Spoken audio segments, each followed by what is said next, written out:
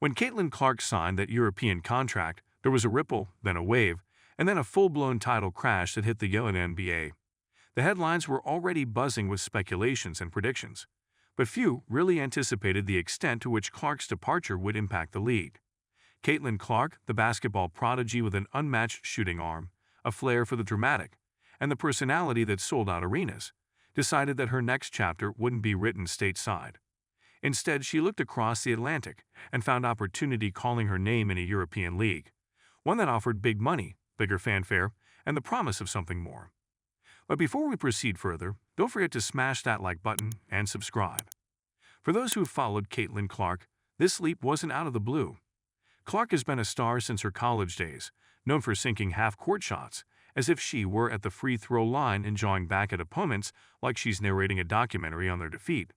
She had a charisma that drew in fans like moths to a flame, and when the light shifted away from the WNBA, people started taking notice. Suddenly, the attendance numbers didn't look so hot, and the ticket prices began to slide faster than a greased-up slip and slide in July. It wasn't just the fact that she left, but what it symbolized. For a player like Caitlin Clark to step out of what was supposed to be the pinnacle of women's basketball for a league halfway across the world sent a message louder than her on-court trash talk. It said, the WNBA isn't the top of the mountain anymore, and that message hit like a ton of bricks. Sure, there were other factors. Ticket prices were fluctuating, sponsorship dollars weren't flowing in the same way, and television ratings were dipping. But Clark's exit put a spotlight on those issues in the most glaring way possible. For a league that had spent years building a brand around its rising stars, losing the brightest one at the peak of her ascendancy was not just a setback, it was a gut punch. No NBA games, once expecting to see a surge in ticket sales thanks to names like Clark, found themselves faced with a harsh reality. The WNBA's ticket prices, already a point of contention for fans looking to watch a quality game without breaking the bank, took a sharp nosedive. It was like watching a high-flying dunk that goes horribly wrong. One moment you're expecting something spectacular, and the next, you're covering your eyes as the fallout unfolds. Of course, some within the league tried to play it cool. Statements were made about new talent pipelines, initiatives, and focusing on the long-term development of the sport. But the numbers don't lie, and the fans saw what they saw. Ticket prices that once held steady were now in freefall. Games that used to pack mid-sized arenas suddenly faced rows and rows of empty seats. Promotional discounts that aimed to woo back fans seemed more like desperate calls to plug a sinking ship.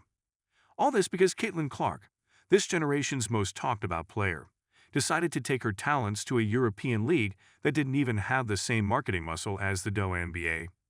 But why Europe? It wasn't like Caitlin needed to learn the metric system or get a crash course in ordering coffee in Italian. For her, it was a combination of the freedom, the money, and the experience. European leagues had been making quiet strides, offering star players competitive contracts without the same limitations on salaries seen in the WNBA. Clark was going to get paid, and not just in euros. She'd get the opportunity to showcase her game in a new environment, free from the weight of carrying an entire league's hopes on her shoulders. That might have been part of the appeal, too, not just being the face of something, but having room to experiment and grow her game. And let's be honest, who wouldn't want to tour Europe while getting a paycheck? Fans were quick to draw comparisons to other sports stars jumping ship to play overseas. Sure, it's not the same as a mid-career Michael Jordan retiring to play baseball or Tom Brady briefly considering a career in golf, but in the world of women's sports, it felt like a seismic shift. Clark was more than just a player. She was an ambassador, a showstopper, and a one-woman highlight reel, and without her, the WNBA suddenly seemed a lot less electric. It wasn't all about ticket sales and empty seats, though. The implications went beyond the bottom line. Sponsors began to take note, advertisers pulled back, and networks suddenly weren't as eager to negotiate new deals for broadcasting rights. It's one thing for the league to lose a player. It's another thing for it to lose relevance. And as much as that word relevance feels overused, in the world of sports it's everything. The worst thing that can happen to a league isn't getting bad press, it's being forgotten. And Clark's departure risked making that a reality. Some analysts were quick to throw the blame at the WNBA's leadership. For years, they'd touted the need to pay top players more and create an environment where the best could thrive. But despite all the talk, the big checks and marquee treatment were still far off. The salary caps were rigid, the revenue sharing was conservative, and the marketing leaned heavily on a handful of top names instead of building a more robust grassroots appeal. Clark's departure was seen as the tipping point, the canary in the coal mine singing at the top of its lungs. The reaction among WNBA players was mixed.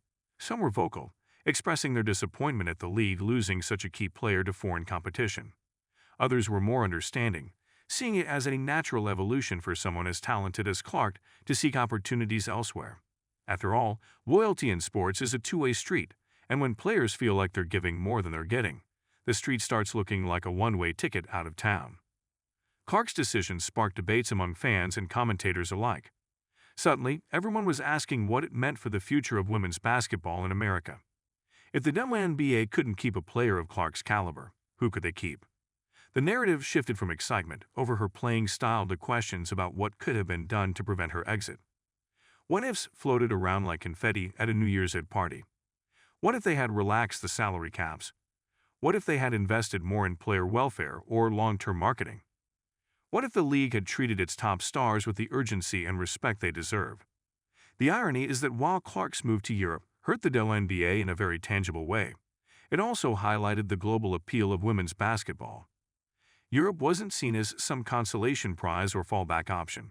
It became a viable destination, a place where talent could flourish, and stars could shine without the constant scrutiny of needing to save a league. Clark's journey became a rallying point for European leagues, which used her signing as a way to attract new fans and investors, like a carnival barker luring in crowds with tales of exotic acts inside the big tent. Back in the States, the mood around the WNBA wasn't necessarily doom and gloom, at least not officially. They weren't folding up shop or throwing in the towel. The league still had talent and potential, and fans who were as passionate as ever. But the signs of trouble were too obvious to ignore. Attendance was down, television ratings weren't what they used to be, and the merchandise that usually flew off the shelves with Clark's name and number was now sitting in stockrooms collecting dust. Marketing strategies shifted, focusing on younger prospects and rising talents, but it felt like trying to convince a teenager that vinyl records were cooler than streaming music. It just wasn't going to be an easy sell. Meanwhile, Clark's new life in Europe was the stuff of social media gold. Pictures of her sipping espresso in Milan, dropping 40 points in games in front of packed crowds in Istanbul, or exploring historical sites in Madrid, made the rounds on Instagram and TikTok. She wasn't just winning on the court, she was living the dream off it, and fans, especially younger ones, couldn't get enough. It wasn't just that they missed seeing her in the WNBA. It was that they felt like they were missing out on a whole new version of her, one that was thriving in a way that felt almost cinematic. The WNBA's leadership eventually acknowledged the impact of Clark's departure, but framed it as a challenge to rise to, rather than a death knell. It was a nice sentiment, the kind of thing that sounds good in press releases and interviews, but it didn't change the reality on the ground. Ticket prices weren't just lower, they were practically in freefall.